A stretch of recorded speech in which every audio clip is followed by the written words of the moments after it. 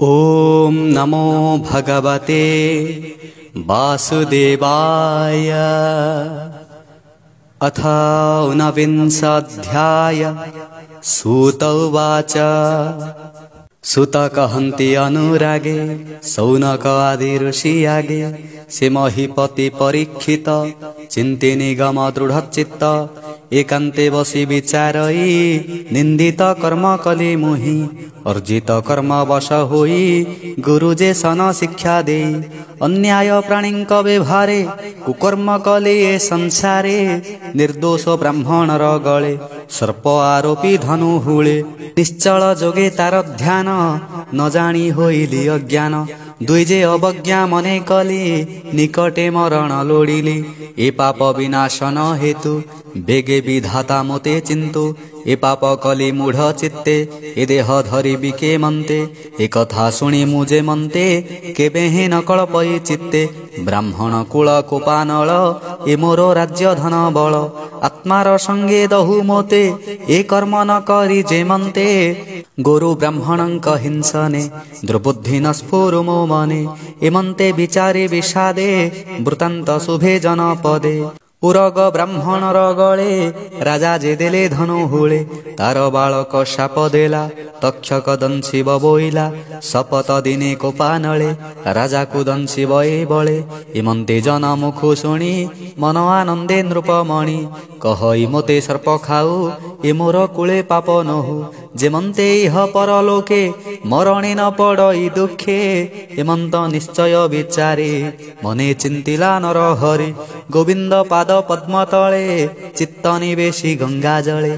श्रीकृष्ण चरण तुलसी पाद उदक रे जे मिशी। अति पवित्र वहे वारी उभय लोक पाप हरि। प्राणींक प्राण त्याग काले केबा न बसे तांक तुले।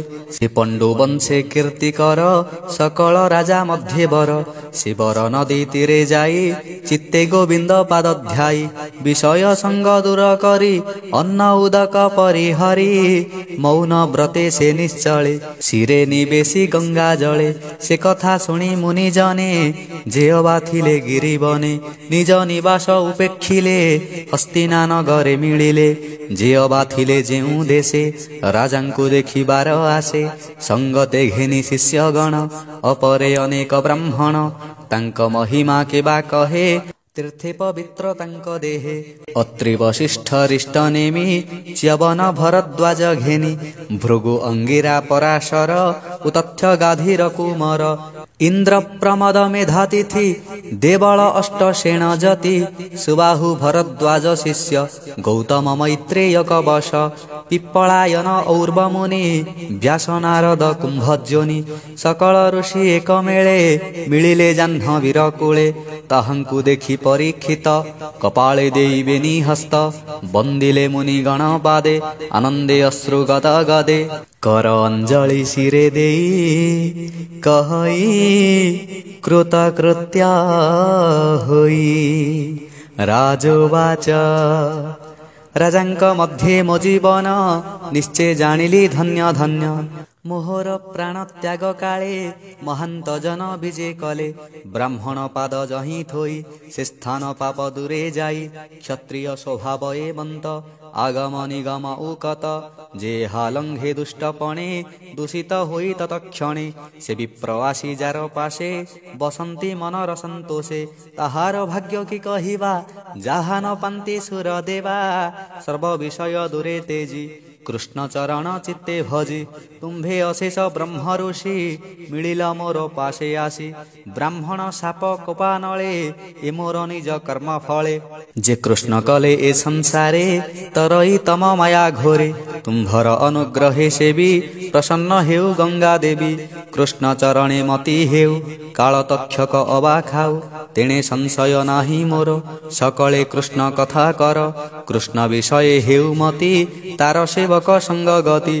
मोहर कर्म फल नेई जन्म होइबी जहीं तहीं रही कृष्णर दास पणे सेबिबी अभय चरणे एमंत दिय मोते बर तुम्भ चरणे नमस्कार एमंते मुनिଙ୍କୁ जणाई कृष्ण चरणे मन देई जाह्नवी तीरे कुश सज्जा शयन अर्थे कला राजा पूर्व दिग कुशीर करी उत्तर मुखे दंडधारी गंगा दक्षिण कूले सोई कारुण्य जले दृष्टि देई अशेष ऋषि गण मध्ये मननी बेशी कृष्ण पादे आकाशे देखी देव गण आनंदे पुष्प वर्षण साधु सबदे स्तुति कले दुन्दुभिनाद वाद्य मेले से मुनि गणे गंगा कूले थिले जे परीक्षित मेले गगने शुणी साधु बाणी आनंदे सर्व विप्रमणि साधु सबदे उच्च स्वरे दिग पुरिला गंगा तीरे प्रजाए अश्रुगत मुखे कहन्ति एक कुआरके ए साधु राजा विचक्षण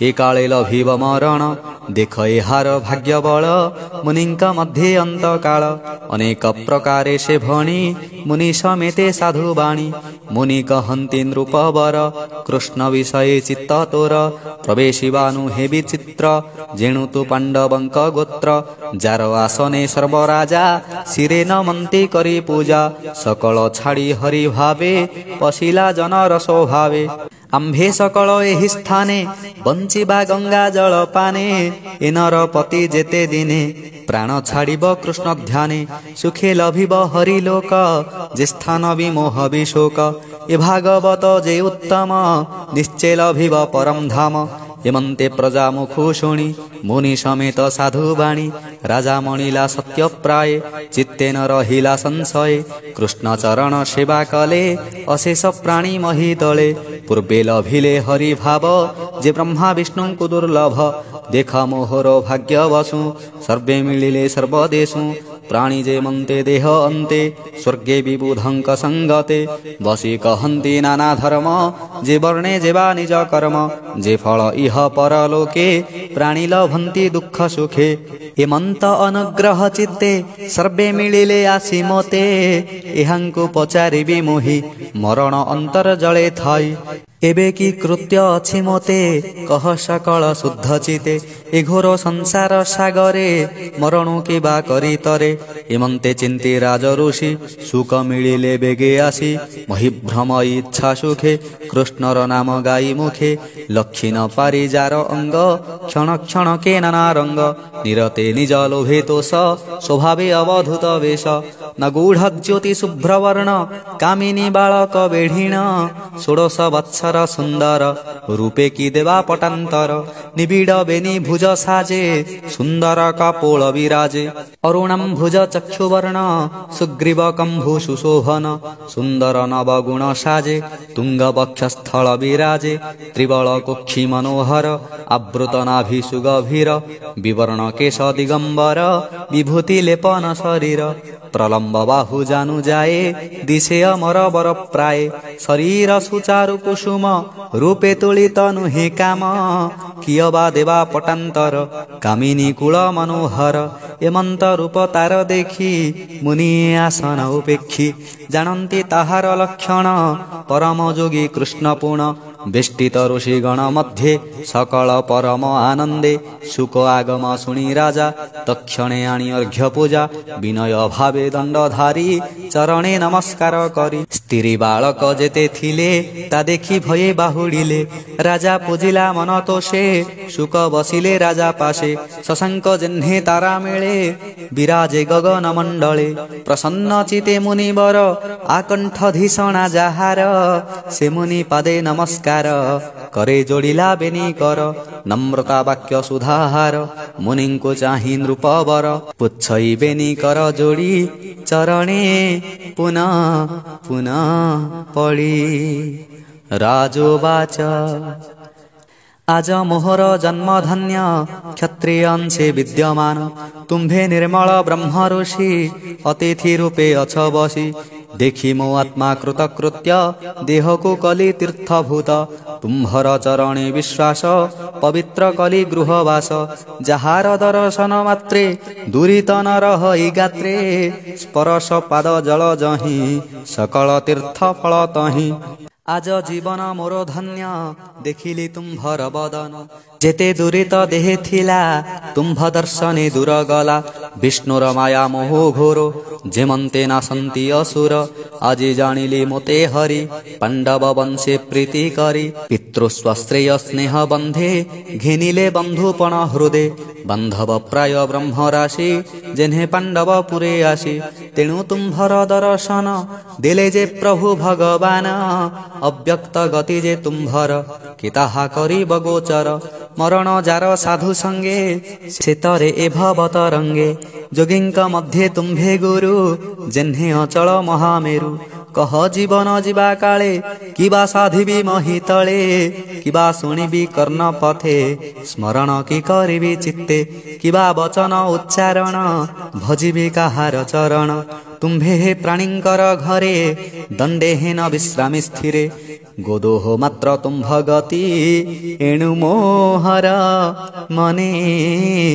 भ्रांति श्री सूत उवाच सूत कहन्ति तोषमने शृण सकल मुनि जाने एमंत परीक्षित वाणी आनंद मने सुख शोणी हरसे मुद्रित लोचना चित्ते चिंताई भगवान से हरि चरण कमले सुजाने चिंता ध्यान बले प्रथम स्कंधे भागवत कहई दास जगन्नाथ इति श्रीमद्भागवते महापुराणे पारमहंस्यां संहितायां वैयासिक्यां प्रथमस्कन्धे शुकगमनो नाम ऊनविंशोऽध्यायः।